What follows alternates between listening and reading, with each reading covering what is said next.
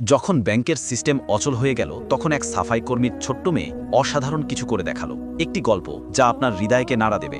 কল্পনা করুন, একটি ব্যাংকের সমগ্র সিস্টেম হঠাৎ অচল হয়ে পড়েছে। কোটি কোটি টাকার লেনদেন আটকে গেছে, এমনকি বিশেষজ্ঞরাও হতাশ। এমন সময় একজন সাফাই কর্মীর 10 বছরের মেয়ে এগিয়ে এসে বলল, আমি এটা ঠিক করতে পারি। সবাই অবাক। এই ছোট্ট মেয়েটি কি সত্যি এত বড় বিপর্যয় থেকে ব্যাংককে বাঁচাতে পারবে? এই অবিশ্বাস্য সত্যি এবং হৃদয়স্পর্শী ঘটনা এই গল্পে জানতে আমাদের সাথে থাকুন। দুপুরের সময় ছিল, গরমের রোদ মাথায় আগুনের মতো ঝরছিল। গ্রামের সরকারি স্কুলে আজ একটু তাড়াতাড়ি ছুটি হয়ে গেছে।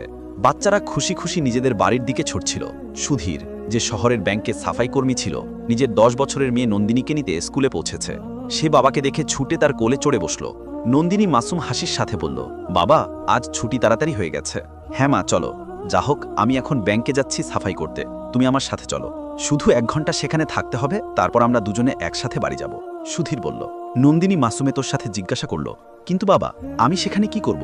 সুধীর হেসে উঠল, শুধু চুপচাপ বসে থাকবে, বই পড়ে নেবে, কখনো কখনো বাবার কাজ দেখবে, তারপর আমরা দুজনে একসাথে বাড়ি যাব। নন্দিনী সম্মতি দিল এবং ব্যাগটি শক্ত করে ধরে নিল। আজ সকাল থেকেই শহরের সবচেয়ে বড় ব্যাংকে হট্টগোল ছিল।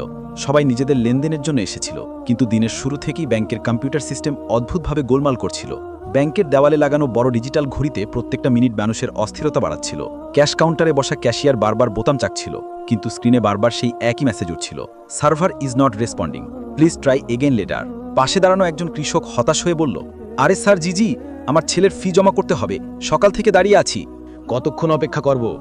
অন্যদিকে একজন ব্যবসায়ী জুড়ে বলল, আমার অ্যাকাউন্ট থেকে আজ লক্ষ লক্ষ টাকার ট্রানজ্যাকশন করতে হবে, মাল ট্রাকে লোড করে দাঁড়িয়ে আছে, সিস্টেম এমন বন্ধ পড়ে থাকবে তো ভারী ক্ষতি হবে। মানুষের কণ্ঠস্বরে হলে হট্টগোল শুরু হয়ে গেল। কেউ স্লিপ হাতে নেড়ে চিৎকার করছিল, তো কেউ রাগে কাউন্টারে মুষ্ঠাঘাত করছিল। ম্যানেজার শ্রীদাস, যিনি 40-45 বছরে গম্ভীর স্বভাবের মানুষ ছিলেন, বারবার স্টাফকে বোঝাচ্ছিলেন, সবাই শান্ত থাকুন প্লিজ, আমরা আইটি টিমকে কল করেছি, এটা প্রযুক্তিগত সমস্যা, এখন সময় লাগবে। কিন্তু কেউ মানতে প্রস্তুত ছিল না। ব্যাংকের অফিসাররা নিজেরা ঘাবড়ে গিয়েছিল। তারা বুঝছিল যে এটা কোনো সাধারণ সমস্যা নয়। লক্ষ কোটি টাকা লেনদেন আটকে ছিল, কৃষকদের অ্যাকাউন্ট থেকে সাবসিডি আটকে ছিল, ব্যবসায়ীদের পেমেন্ট ক্লিয়ার হচ্ছে না, শহরের কলেজে স্টুডেন্টের ফি জমা হচ্ছে না। প্রত্যেকটা মুহূর্তের সাথে ভিড় আরও উত্তেজিত হচ্ছিল। এই অরাজকতার মাঝে দরজা থেকে ভেতরে এলো সুধীর, ব্যাংকে সাফাই কর্মী। তার হাতে ঝাড়ু এবং কাঁধে পুরনো থলে ঝুলছিল। তার সাথে তার 10 বছরের মেয়ে নন্দিনীও ছিল, যে এখনই স্কুল থেকে ছুটি পেয়ে এসেছে। ব্যাংক পৌঁছাতেই ভিড় দেখে সে হতবাক হয়ে গেল। কাতারে দাঁড়ানো লোকেরা অস্থির ছিল, অফিসাররা পেরেশান ছিল এবং প্রত্যেকের মুখে চিন্তা